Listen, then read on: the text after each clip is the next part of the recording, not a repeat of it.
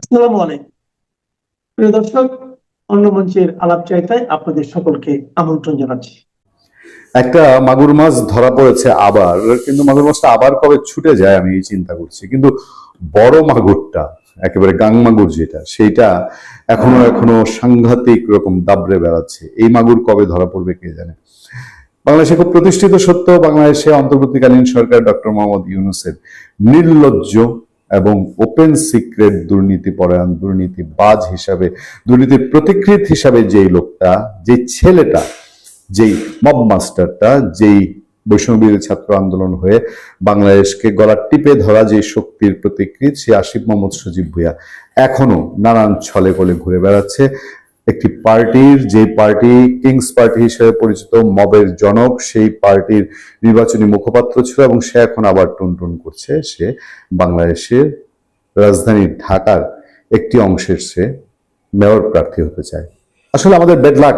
আপনারা সবাই জানেন, এই আসিফ মোহাম্মদ সজীব ভুঁইয়া যখন ওই নীলা মার্কেটে হাঁসের মাংস না পেয়ে ওয়েস্টিনে নাস্তা করতে যায় ডায়লগ দিয়ে সারা দেশে কুখ্যাতি অর্জন করেছিল, সেই ঘটনা কি ছিল? সেই ঘটনা ছিল গুলশানে 40-50 লক্ষ টাকা চাঁদাবাজি হয়েছিল সাবেক পররাষ্ট্র প্রতিমন্ত্রী, শিক্ষামন্ত্রী দীপু মনির স্বামীর কাছ, সরি, আওয়ামী লীগের পররাষ্ট্র বিষয়ক উপদেষ্টা, তার স্বামীর কাছ থেকে চাঁদাবাজির ঘটনা ঘটেছিল।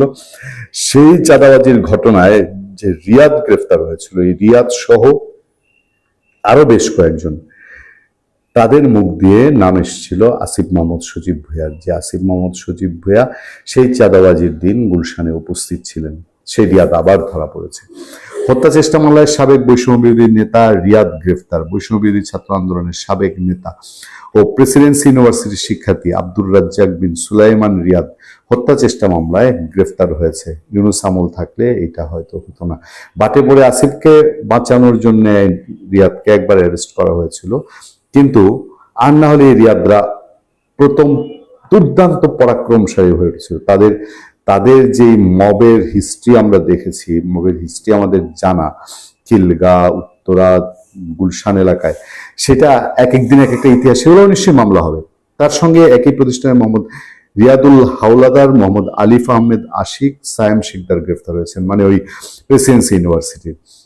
শুক্রবার ঢাকায় চিফ মেট্রোপলিটন ম্যাজিস্ট্রেট আদালতে তাদের হাজির করা হয়েছে। এরপর মামলা তদন্ত কর্মকর্তা ও গুলশান থানার উপপরিদর্শক আরমান আলী তাদের কারাগারে আটক রাখার আবেদন করেন। এর আগে বৃহস্পতিবার রাত 8:30টার দিকে তাদের গ্রেফতার করে পুলিশ। প্রেসিডেন্সি ইউনিভার্সিটির শিক্ষার্থী নির্জন সর্দার বাঁধন বাদী হয়ে রাজ্জাক সহ 11 জনের নাম উল্লেখ করে হত্যা চেষ্টা মামলা করেন।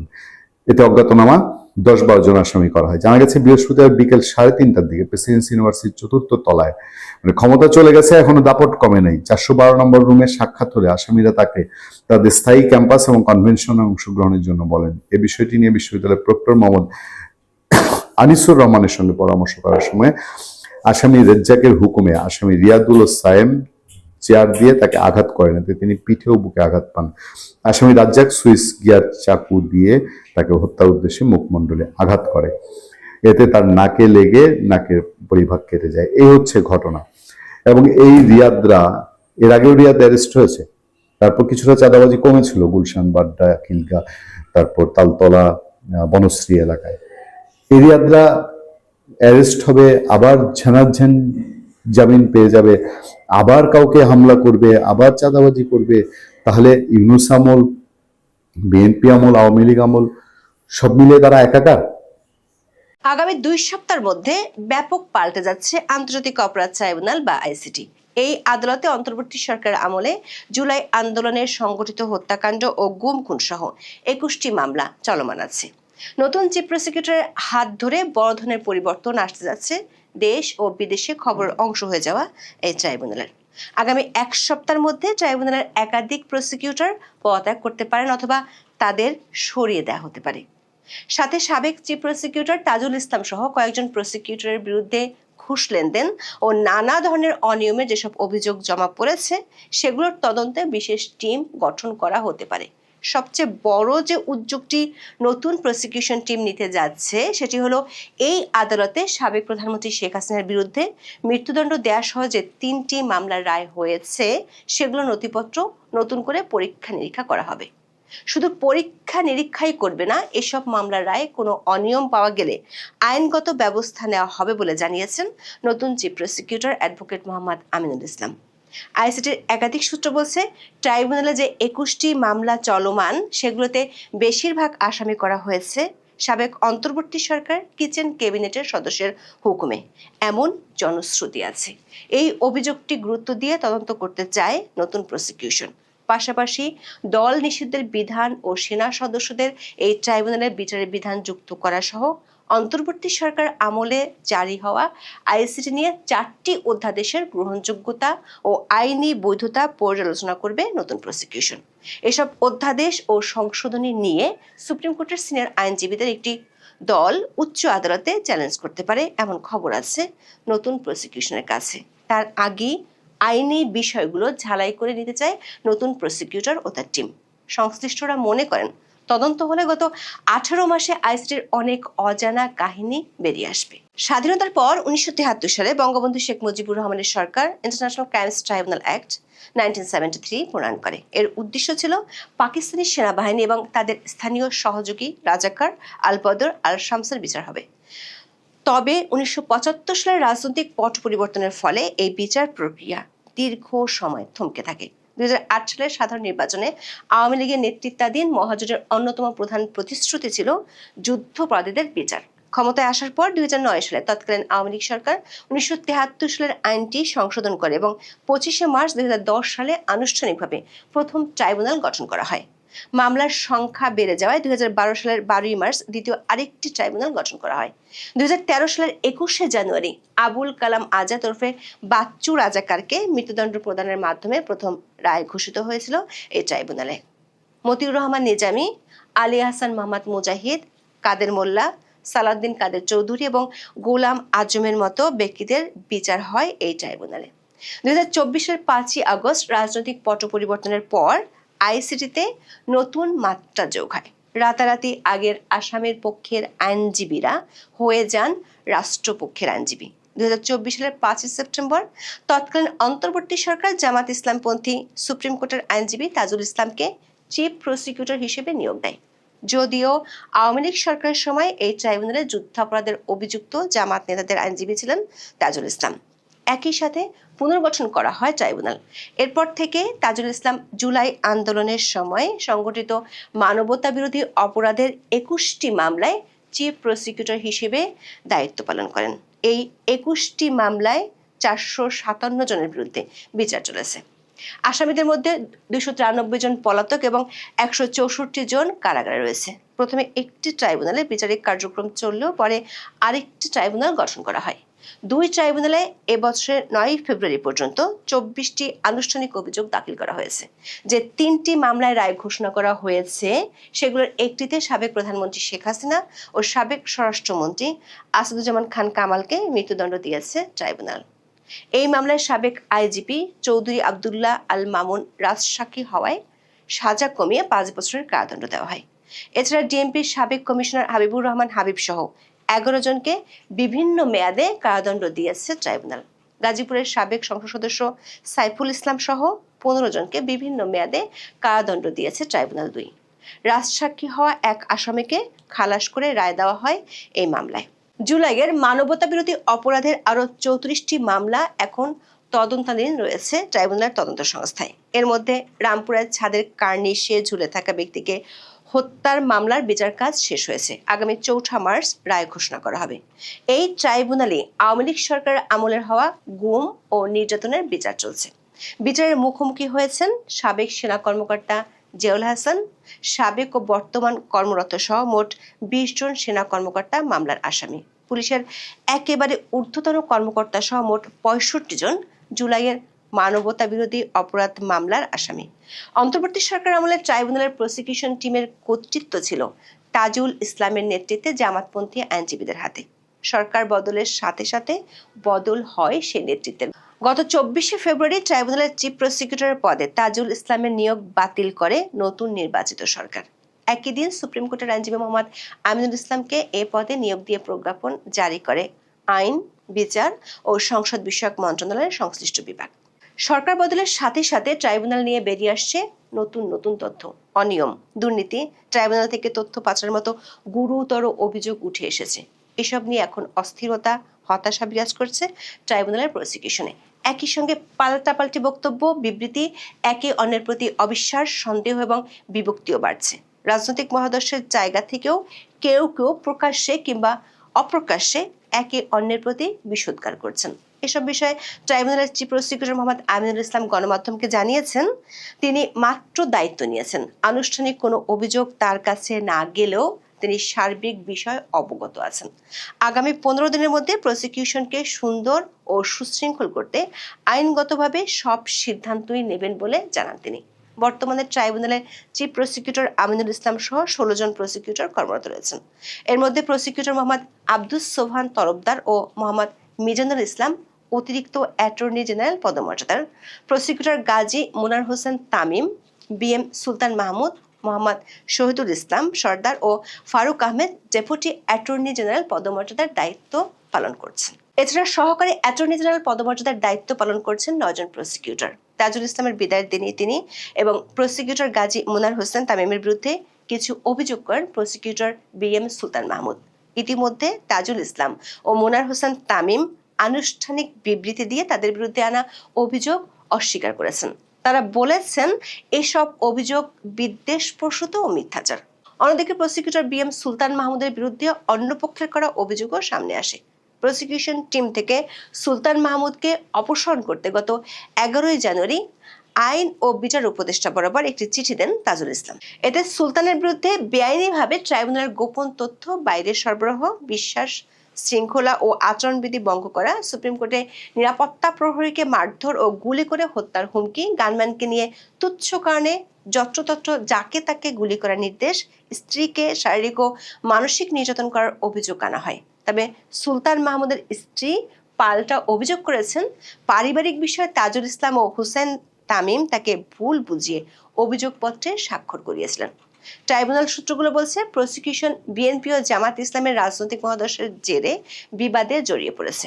একজন প্রসিকিউটর নাম প্রকাশ না করার শর্তে বলেছেন, প্রসিকিউশন পুনর্গঠনের সময় আইন, বিচার ও সংসদ বিষয়ক মন্ত্রণালয় থেকে বিএনপি ও অন্যান্য দলের কয়েকজন আইনজীবীকে প্রসিকিউটর হিসেবে অন্তর্ভুক্ত করার প্রস্তাব দেওয়া হয়েছিল। তবে বিএনপিপন্থী শীর্ষ আইনজীবীরা ট্রাইব্যুনালে কোনো আইনজীবী প্রসিকিউশনে নিয়োগ দিতে অনাগ্রহ দেখান। জানা গেছে, প্রসিকিউটর সুলতান মাহমুদ বিএনপি পন্থী আইনজীবী হিসেবে পরিচিত। জামাতপন্থী অন্য কয়েকজন প্রসিকিউটরের সঙ্গে তার এক ধরনের মনস্তাত্ত্বিক দ্বন্দ্ব রয়েছে অনেক আগে থেকেই। প্রসিকিউটরদের সঙ্গে কথা বলে জানা গেছে, অভিযোগ পাল্টা অভিযোগের পর অ্যাডভোকেট তাজুল ইসলাম ও গাজী মোনার হোসেন তামিমের পক্ষে দাঁড়িয়েছেন অন্তত 5 জন প্রসিকিউটর। অন্যদিকে সুলতান মাহমুদের পক্ষে দাঁড়িয়েছেন 5-6 জন প্রসিকিউটর। এর মধ্যে পদ, পদবি ও গাড়ির সুবিধা না পাওয়ার মতো অনুযোগও রয়েছে কয়েকজন প্রসিকিউটরের, যারা সহকারী অ্যাটর্নি জেনারেল পদমর্যাদার আইন কর্মকর্তা। দায়িত্ব নেওয়ার প্রথম দিনই এসব অভিযোগ চাওয়ার হয় ভাবতে হচ্ছে নতুন চিফ প্রসিকিউটর আমিনুল ইসলামকে। 2 সপ্তাহের মধ্যে এসব বিষয়ে তদন্ত কমিটি গঠন করার কথা ভাবছেন সরকারের শীর্ষ মহল। বিশেষ করে জুলাই আন্দোলনে সংগঠিত মানবতাবিরোধী অপরাধের মামলায় শেখ হাসিনার বিরুদ্ধে সাবেক আইজিপি চৌধুরী আব্দুল্লাহ আল মামুনকে রাজসাক্ষী করতে ট্রাইব্যুনালের প্রসিকিউটর গাজী মোনার হোসেন তামিমের বিরুদ্ধে ঘুষ লেনদেনের অভিযোগ উঠেছে।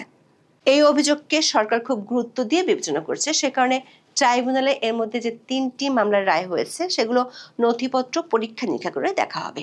এমনিতেই এই মামলার রায় হওয়ার পরপরই এর বিচার প্রক্রিয়া নিয়ে আন্তর্জাতিক মহল থেকে বেশ সমালোচনা হয়েছিল। বিশেষ করে শেখ হাসিনা গুলির নির্দেশ দিয়েছিলেন কিনা সেটির প্রামাণিক দলিল নিয়ে প্রশ্ন উঠেছিল। 24 ফেব্রুয়ারি সাংবাদিকরা নতুন চিফ প্রসিকিউটরের কাছে জানতে চান, এরই মধ্যে যেসব মামলা রায় হয়েছে সেগুলো পুনরায় ট্রায়ালে আনার কোনো সুযোগ আছে কিনা। এ প্রশ্নের জবাবে চিফ প্রসিকিউটর বলেন, ট্রাইব্যুনালে যেসব মামলার রায় এরই মধ্যে হয়েছে পর্যায়ক্রমে সেই রায়গুলোর নথি পরীক্ষা করে দেখা হবে। এমনকি বিচার সম্পন্ন হওয়া মামলাগুলোর ফাইলে যদি কোনো অসঙ্গতি বা অনিয়ম পাওয়া যায় সেক্ষেত্রে প্রয়োজনীয় আইনগত পদক্ষেপ নেওয়া হতে পারে। ফর্মাল চার্জ থেকে তদন্ত প্রক্রিয়া সবকিছু পর্যালোচনা করে জাতির প্রত্যাশা অনুযায়ী বিচার নিশ্চিত করার কথা জানিয়েছেন তিনি। একই সাথে যে 21টি মামলা এখন চলমান আছে সেগুলোর এফআইআর থেকে শুরু করে সমস্ত নথিপত্র পরীক্ষা করে দেখার সিদ্ধান্ত হয়েছে সরকারের উপর মহলে। সরকার একটি সূত্র বলছে, জুলাই হত্যাকাণ্ডের বিচার নিয়ে তাড়াহুড়ো করে সরকার কোনো প্রশ্নের মুখে পড়তে চায় না, কারণ ইতিমধ্যে এই ট্রাইব্যুনালের আগের প্রসিকিউশন টিম নিয়ে সরকারের কাছে বেশ কিছু অভিযোগ জমা পড়েছে। এর মধ্যে একটি হলো অন্তর্বর্তী সরকারের কিচেন ক্যাবিনেটের 4 সদস্যের হুকুমে মামলাগুলোতে আসামি কাদের করা হবে সে সিদ্ধান্ত নেওয়া হতো। কিচেন ক্যাবিনেটের সদস্যদের নির্দেশে একটি বেসরকারি বিশ্ববিদ্যালয়ের আইন বিভাগের অফিস রুমে বসে কাগজপত্র ঠিক করা হতো। অনেককে মামলায় ফাঁসানোর ভয় দেখানো হতো। এমন প্রেক্ষাপটে 26শে ফেব্রুয়ারি নতুন চিফ প্রসিকিউটর সাংবাদিকদের বলেছেন, তার মাধ্যমে কোনো নির্দোষ মানুষ বিন্দুমাত্র হয়রানির শিকার হবেন না। আবার কোনো অপরাধী পার পেয়ে যাবে এই চিন্তা করে লাভ নেই। আবার তাজুল ইসলামের নেতৃত্বে প্রসিকিউশন টিম অনেক বিধি বহির্ভূত সুবিধা নিত, এমন অভিযোগের তদন্তের সিদ্ধান্ত হয়েছে। দর্শক, জুলাইয়ের মানবতা বিরোধী অপরাধ মামলার বিচারিক প্রক্রিয়ার শুরু থেকেই মানবাধিকার কর্মী ও আইন বিশেষজ্ঞরা নানা ব্যত্যয় ও ত্রুটির কথা নিয়ে সমালোচনা করে আসছিলেন। তাদেরই একজন সুপ্রিম কোর্টের আইনজীবী সারা হোসেন। তিনি বিবিসি বাংলাকে বলেছেন, আন্তর্জাতিক অপরাধ ট্রাইব্যুনালের মামলায় গত 15 মাসে বিনা বিচারে অনেককে দীর্ঘদিন ধরে আটকে রাখা হয়েছে। চিফ প্রসিকিউটর পদের এই পরিবর্তনের ফলে প্রতিহিংসা পরায়ণতার অবসান হবে বলে মনে করেন সারা হোসেন। সূত্রগুলো বলছে, আরও একটি বিষয় নতুন প্রসিকিউশনকে গুরুত্ব দিয়ে ভাবতে হচ্ছে। সাংবিধানিক বাধ্যবাধকতাকে পাশ কাটিয়ে আইসিটি অ্যাক্টকে অধ্যাদেশের মাধ্যমে সংশোধন করে জুলাই হত্যাকাণ্ডের বিচার শুরু করেছিল অন্তর্বর্তী সরকার। শুধু তাই নয়, নিজেদের ইচ্ছে মাফিক 4 বার নতুন করে অধ্যাদেশ জারি করেছিল, যার অনেকগুলো উচ্চ আদালতে প্রশ্নের মুখে পড়তে পারে। যেমন দল নিষিদ্ধের বিধান যুক্ত করা এবং সেনা সদস্যের বিচার করা নিয়ে 2টি অধ্যাদেশ কোর্টে চ্যালেঞ্জ হতে পারে শিগগিরই। 12ই মার্চ সংসদ অধিবেশন বসার আগে এসব অধ্যাদেশ নিয়ে ব্যাপক পরীক্ষা নিরীক্ষা চালাতে চায় আইন মন্ত্রণালয়। ইতিমধ্যে তারা সে কাজও শুরু করেছে। সূত্রগুলো বলছে, আগামী 2 সপ্তাহের মধ্যে ট্রাইব্যুনালের প্রশাসনিক ও আইনগত 2 ক্ষেত্রেই বড় ধরনের পরিবর্তন আসতে যাচ্ছে। নামটা দিয়েছেন পুলিশ হত্যাকাণ্ড তদন্ত কবে। আমি সর্বশেষ যেটুকু আমাদের বিজ্ঞ আলোচকের কাছে শুনলাম, আর আপনি যে প্রশ্নটা আমাকে ছুড়ে দিলেন যে তদন্ত কি হবে না বাদ কি বাদ নাকি আসলেই তদন্ত হবে, আপনি একটা প্রশ্ন রেখেছেন। এই ব্যাপারে আমি সুস্পষ্ট কথা বলতে চাই। সেটা হলো, যদি বিএনপি এটার তদন্ত না করে, বিচার প্রক্রিয়া চালু না করে, এই পুলিশ হত্যার বিচার, বিএনপি নিজেই ফেসে যাবে। তারা করবে কিনা আমি এখনো আমার সন্দেহ আছে। যেটা আমাদের বিজ্ঞ আলোচক বললেন যে এটা তারা মুখে বলেছে, এআরে বলেছে, এরা কিন্তু সংসদে বলেনি, তদন্ত কমিটি গঠন করেনি। এই ব্যাপারে আমাদের কিছু সংশয় আছে, থাকতেই পারে, কিন্তু এটা তাদের করতে হবে। যদি আওয়ামী লীগকে যদি নিষিদ্ধ করা যায়, যে কারণে ছাত্রলীগকে নিষিদ্ধ করা যায়, পুলিশ হত্যার বিচার আপনি করবেন না। ছাত্র হত্যার জন্য যদি আওয়ামী লীগ নিষিদ্ধ হয়, পুলিশ হত্যা কারা করলো তাদের আপনি খুঁজবেন না? একটা দেশের আইন শৃঙ্খলা বাহিনী যারা আইনকে রক্ষা করবে, যারা আইন বাস্তবায়ন করবে, যারা আইনকে প্রয়োগ করবে, তাদেরকে যদি আপনি জীবনের নিরাপত্তা না দিতে পারেন, তাদের হত্যার বিচার আপনি না করেন, তাহলে বোঝা যাবে যে বাংলাদেশে আইনের শাসন প্রতিষ্ঠিত হয়নি, হবেও না। সাধারণ মানুষের কি হবে? আপনি যদি পুলিশকে মেরে ঝুলিয়ে রাখলে তার বিচার না করেন বা করতে না চান বা করতে না পারেন, তাহলে তো ওই যে যেটা আমি বলেছি, এটা মুসলেকা প্রধানমন্ত্রী, মুসলেকা সরকার, মুসলেকা সংসদ, তাই পরিণত হবে। কিন্তু আমরা তো চাই না যে এটা যতই নিন্দিত সরকার হোক বা যতই নন্দিত হোক, যত নিকৃষ্ট নির্বাচনের মাধ্যমে আসুক, তারপরে একটা নির্বাচিত সরকার। আমরা আশা করব তারা এটা তদন্ত করবে। আর এটা যদি তদন্ত না করে, প্রতিবারই এরকম জুলাই সন্ত্রাস হবে, প্রতিবারই পুলিশের উপর হামলা হবে, প্রতিবার পুলিশ মারবে, প্রতিবার শত শত থানা লুট হবে, প্রতিবার মব ভায়োলেন্স হবে। তার চেয়ে বড় কথা, বাংলাদেশে তখন কেউ পুলিশে চাকরি করবে না। এই যে পুলিশ দারোগার যে মেয়ার বিয়ে দেওয়ার গেলে তাদের যে ঘটকেরা যে সর্বোচ্চ রেটে রাখে, সেটাও কমে যাবে। তখন এই চাকরি কেউ করবে না। 20 লাখ টাকা দিয়ে চাকরি কেউ নিতে যাবে না, 10 লাখ টাকা দিয়ে চাকরি কেউ নিতে যাবে না, 5 কোটি টাকা দিয়ে এটা কেউ ট্রান্সফার হইতে যাবে না, তাদের কাছে কেউ মেয়ে বিয়ে দিবে না, এমনকি তাদের মেয়েদেরকেও বিয়ে করবে না। এটা সুস্পষ্ট। এটা হলো অনেকের কাছে বক্তব্যটা হাস্যকর মনে হইতে পারে, কিন্তু এটা সমাজে অর্থনৈতিক প্রভাব পড়বে, সামাজিক প্রভাব পড়বে। কারণ পুলিশের কোনো 5 পয়সা দাম দেবে না। আমাদের এলাকায় একবার কিছু মানুষ পুলিশকে পিটিয়েছিল 1988 সালে। তারপরে থেকে আমাদের গ্রামে, আমাদের অঞ্চলে, আমাদের এলাকায় শৈশবের একটা চল উঠে গিয়েছিল, পুলিশের চাকরি দূর, পুলিশের চাকরি করবে না, আমাকে পিটায়, তোমাকে পিটায়। এই যে কথাটা, এটা ইয়ের কিনা, এটা সত্য। আপনি যদি পুলিশের বিচার না করেন, পুলিশ কাজ করবে না। পুলিশ কেন কাজ করবে? সে আপনাকে রক্ষা দেবে, আমাদের বিশেষজ্ঞকে রক্ষা দেবে, আমাকে সুরক্ষা দেবে। তার নিজেরই তো সুরক্ষার নিশ্চয়তা নেই। আমরা দেখেছি কিভাবে পুলিশকে মঞ্চের মধ্যে বসে, মঞ্চে দায়িত্বরত পুলিশ অফিসারকে লাথি মারে। আমরা দেখলাম সেই কিকটা, আমরা দেখেছি, কিকটা মনে আছে। এই যে জামাত শিবিরের যে ভিপি হয়েছে, নীলক্ষেতের ভিপি, তার মঞ্চ থেকে একটা মেয়ে পোশাক পরা পুলিশকে, দায়িত্বরত পুলিশকে কিক মারলো, সাইড কিক মেরেছে, আমরা দেখেছি। তো এগুলো তো একটা দেশের দেশ সম্পর্কে, দেশের গণতন্ত্র সম্পর্কে, সুশাসন সম্পর্কে, দেশের মানুষের মনন সম্পর্কে ভুল মেসেজ যায়, মানে খারাপ মেসেজ যায়, মন্দ মেসেজ যায়, এবং সেটা সত্য। তো এগুলো তো এইভাবে চলতে পারে না। আপনি যদি তদন্ত এটা না করে, আমরা জানি যে বিএনপি এটা করতে চাইবে না, কিন্তু বিএনপিকে এটা করতে হবে। যদি বিএনপি এটা না করে, পুলিশের কাছেও তাকে একদিন কৈফিয়ত দিতে হবে, বাংলাদেশের জনগণের কাছে কৈফিয়ত দিতে হবে, সংবিধানের মুখোমুখি হতে হবে, তাদের আইনের মুখোমুখি বিএনপি কে হতে। বিএনপি যদি বিচার না করে, সমস্ত হত্যার দায় বিএনপির কাঁধে চেপে যাবে। যেদিন এই বাংলাদেশে পুলিশ হত্যা তদন্ত এবং বিচার হবে, সেদিন বিএনপিও আসামি হয়ে যাবে, যদি তারা এটা না করে। এটা তাদের দায় না, শুধু তাদের দায়িত্ব, কারণ তারা এখন সরকারে। এটা তারা চাইলেও করতে হবে, না চাইলেও করতে হবে। আপনার বোধহয় মনে আছে, বাংলা ভাইকে তারা ফাঁসি দিয়েছিল, শাহেখ আব্দুর রহমানকে ফাঁসি দিয়েছিল। এগুলো কিন্তু তাদেরই লোক ছিল, তারপর তাদের ফাঁসি দিতে হয়েছে, করতে হয়েছিল, এরকম এদের গ্রেপ্তার করতে হবে। যদি তা না করে, আপনি তো পুলিশ ছাড়া তো রাষ্ট্র চালাতে পারবেন না, আপনি তো সেনাবাহিনীকে আরো 17 মাস রাখতে পারবেন না, তাহলে তো এটা নির্বাচিত সরকার হবে না, তাহলে তো এটা গণতান্ত্রিক সরকার হবে না, তাহলে তো সেটা সেই আমাদের আমাদের ভাবির ছেলেদের সরকার থাকলো, আর ডক্টর ইউনূসের, আদম ব্যাপারী ইউনূসের সরকার থাকবে। তাহলে তো আর এই মুসলেকা সরকারও থাকবে না তখন। এটা আমি তো অন্তত মুসলেকা সরকার বলেছি, সেটাও তো থাকবে না। মুসলেকা প্রধানমন্ত্রী বলছি, সেটাও থাকবে না, যদি এখনো সেনাবাহিনীতে দেশ চালায়। আপনাকে পুলিশকে দিয়েই দেশের অভ্যন্তরে আইন শৃঙ্খলা রক্ষা করতে হবে, নিরাপত্তা দিতে হবে, সুরক্ষা দিতে হবে, সুরক্ষা নিতে হবে। তো এই পুলিশের হত্যার যদি আপনি বিচার না করেন, এর তার মানে আপনি সাথে দায়ী। তো আপনি কি পুলিশকে পুলিশ মনে করছেন এতই বোকা, পুলিশ ছেড়ে দেবে? বাংলা ওই যে আমরা শুনতাম না যে পুলিশ লীগ, পুলিশ লীগ, বাংলাদেশে তখন একটা পুলিশ লীগ তৈরি হবে ভিতরে ভিতরে, তারা টেরই পাবে না। বিএনপি এটা দায় থেকে তাকে করতে হবে, তার দলের লোক জড়িত, আমরা জানি। তার দলের লোক বলেছে, ওই যে আজকে আমার এক ভাবির পোলা বলছে যে পুলিশ হত্যা তারা করে নাই, বিএনপি করছে। মানে চোরের সাক্ষী এখন গাইড কাটা নিজেরাই দিতেছে, নিজেরাই সাক্ষী দিতেছে। মানে আপনাকে তদন্ত করতে হবে না, কষ্ট করে আপনাকে এদেরকে রিমান্ডও নিতে হবে না, তারাই বলে দিচ্ছে। বিএনপি বলতেছে এরা করেছে, এরা বলছে বিএনপি করেছে, বিএনপিরও কিছু অংশ অবশ্যই জড়িত। সে প্রকাশ্য বলেছে এনায়েত পরিষদ জ্বালিয়ে দিয়েছে, সেই ভিডিও এখন আছে, অস্বীকার করার কোনো সুযোগ নাই। তবে বিএনপি তো কম ছিল, এদের মধ্যে বেশি ছিল। আবার বিএনপি একসময় দাবি করেছে এই আন্দোলন তারাই করিয়েছে, পৃষ্ঠপোষকতা তারাই দিয়েছে। আমার ভাবির ছেলেরা বলছে, তারপরে আপনার আদম ব্যাপারী বলছিল যে মাস্টার মাইন্ড হচ্ছে সান্ডা মাহফুজ, কিন্তু পরে বিএনপির নেতারা বলছে না, তারেক রহমান এগুলো করিয়েছে। সেই হিসেবে তো পুলিশ হত্যার বিচার তারা করবে না, আমরা জানি। কিন্তু আইনের স্বার্থে, সুশাসনের স্বার্থে তাকে এই মামলার তদন্ত করতে হবে। এবং শুধু তদন্ত করলে হবে না, যারা পুলিশ হত্যা করেছে, শুধু পুলিশ না, ছাত্রদেরকে হত্যা করেছে স্নাইপার, পুলিশের কাছে তো স্নাইপার থাকে না, সেই বিচার আপনাকে করতে হবে। যদি আপনি তা না করেন, তাহলে এটা মুসলেকা প্রধানমন্ত্রী বা মুসলেকা সরকার বা মুসলেকা নির্বাচনের মুসলেকা সংসদ হিসেবে এটা বিবেচিত হবে, কোন নির্বাচিত সরকার হিসেবে এটা বিবেচিত হবে না। আমি তো বললাম যে পুলিশ তো এমনি এমনি কাজ করবে না, পুলিশ তো আঙুল চুষবে না, নই বা কটকটি খাবে না, শনপাপড়ি খাবে না বসে বসে। পুলিশের তো এত ঠেকা পড়ে নাই যে আপনি তার থানা জ্বালিয়ে দিবেন, তাকে মেরে ফেলবেন, আর আপনাকে সুরক্ষা দিবে, এত দায় পড়ে নাই তো। আর আমার ভাবির পোলারা বলছে আন্দোলন করবে, এটা মানবে না। আর এক ভাবির পোলা কিন্তু বলছে তারা চলে যাবে, বলে নাই পালায় যাবো, বলছে যে তদন্ত শুরু হলে দেশ থেকে চলে যাবে। সে আবার নাকি এমপিও শুনেছি। তো এমপি সাহেব এত জনপ্রিয়, এত বড় বিপ্লবী নেতা, পালায় যেতে চাই কেন?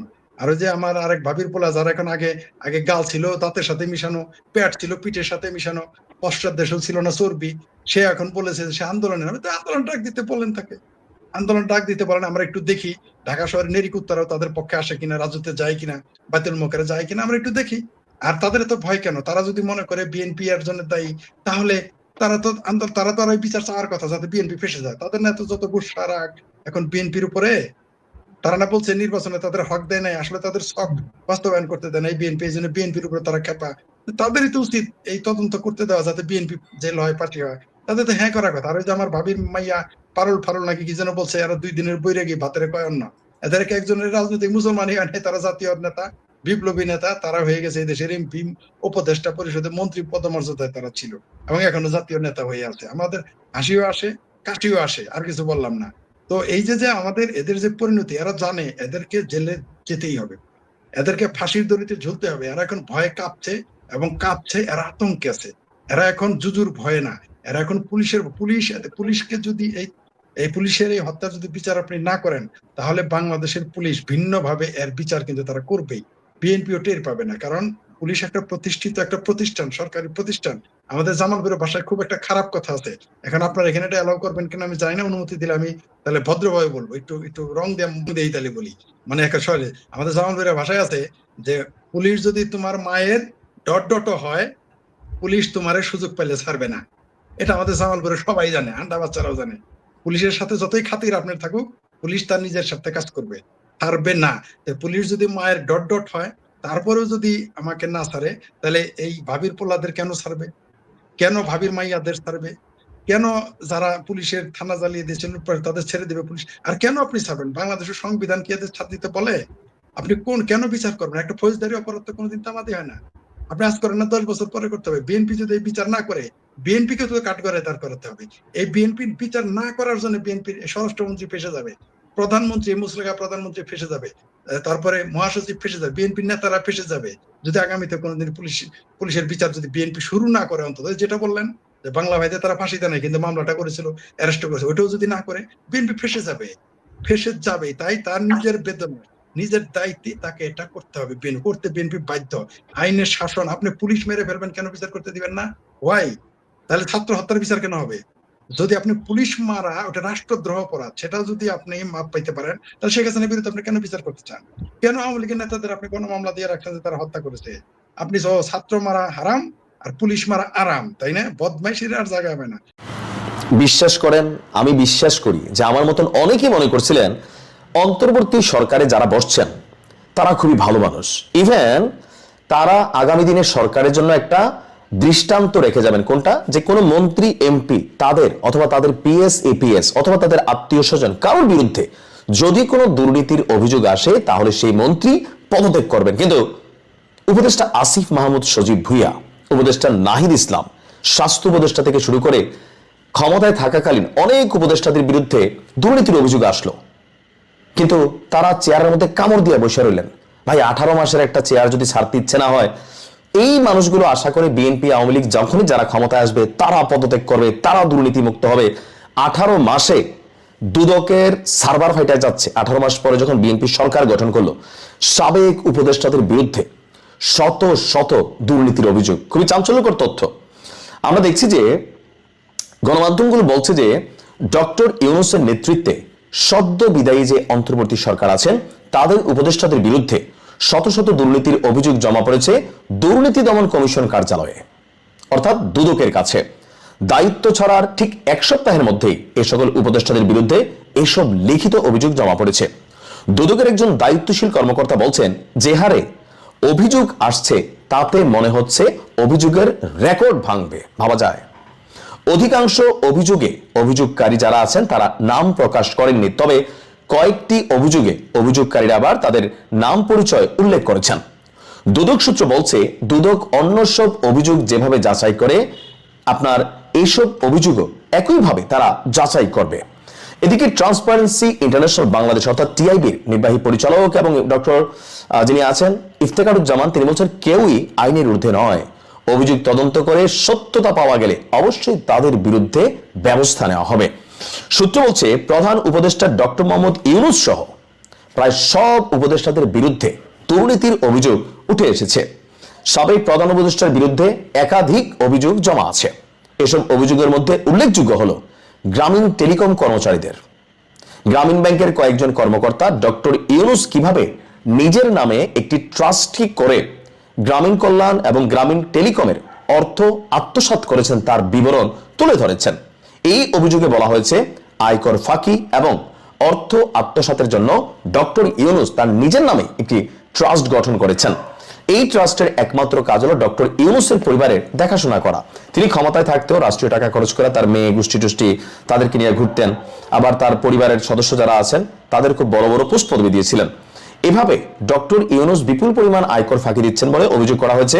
এছাড়া এখানে উনি বিদেশেও অর্থ পাচার করেছেন অভিযোগ আছে। আর উপদেষ্টা ডক্টর আসিফ নজরুল, ওনার বিরুদ্ধে অভিযোগ আছে দুর্নীতি এবং অর্থ পাচারের প্রায় 1 ডজনের বেশি অভিযোগ জমা পড়েছে। এসব অভিযোগের মধ্যে রয়েছে মামলা বাণিজ্য। আওয়ামী লীগের অনেক বড় বড় কয়েকজন নেতা তারা যখন মামলা থেকে মুক্ত হল, অনেকে বিদেশ গেলেন, তখনই প্রশ্ন ছিল যে ওই যে সাবেক পররাষ্ট্র মন্ত্রী আওয়ামী লীগের সময় ডক্টর মোমেন, তিনি বলছিলেন যে তিনি কিভাবে সিস্টেমকে বাস দিয়া দেশ থেকে বের হয়ে গেছেন। তাহলে এই সিস্টেম কারা? এই সিস্টেম এটাই যেখানে বড় বড় মানুষ শত শত কোটি টাকা দুর্নীতির অভিযোগ ছিল বা কইরা ফেলছে, কামাই ফেলছে। মামলা বাণিজ্য, জামিন বাণিজ্য, বিচারক পদায়ন এবং অন্যান্য দুর্নীতি। এখন আল্লাহ ভালো জানে যে আসিফ নজরুল জামিন বাণিজ্য করে কোটি কোটি টাকা আত্মসাৎ করেছেন। এমনকি এই অভিযোগ হচ্ছে একটা শিল্প গ্রুপের সিইও জালিয়াতির মাধ্যমে ভাই এবং বোনের সম্পত্তি আত্মসাৎ করেন, ছোট বোন তার বিরুদ্ধে মামলা করে। অর্থাৎ আমি অনেকগুলো জিনিস এখানে যেটা দেখছি, আসিফ নজরুল 20 কোটি টাকা নিয়ে ভিআইপি আসামিকে জামিন দেওয়ার নির্দেশ দিয়েছিলেন। আর গান বাংলা টেলিভিশন তাপসের জামিন আসিফ নজরুল বিপুল অঙ্কের বিরুদ্ধে অর্থ বিনিময় করেছেন। আসলে আমরা তো পত্রিকা দেখে কথা বলতেছি, যারা পত্রিকায় রিপোর্ট করছে নিশ্চয়ই তাদের কাছে সত্যতা আছে, আপে তাপে তো লিখে নাই। এখন বিষয়গুলো হচ্ছে দুদক বলছে যে তাদের বিরুদ্ধে ইনভেস্টিগেশন করা হবে।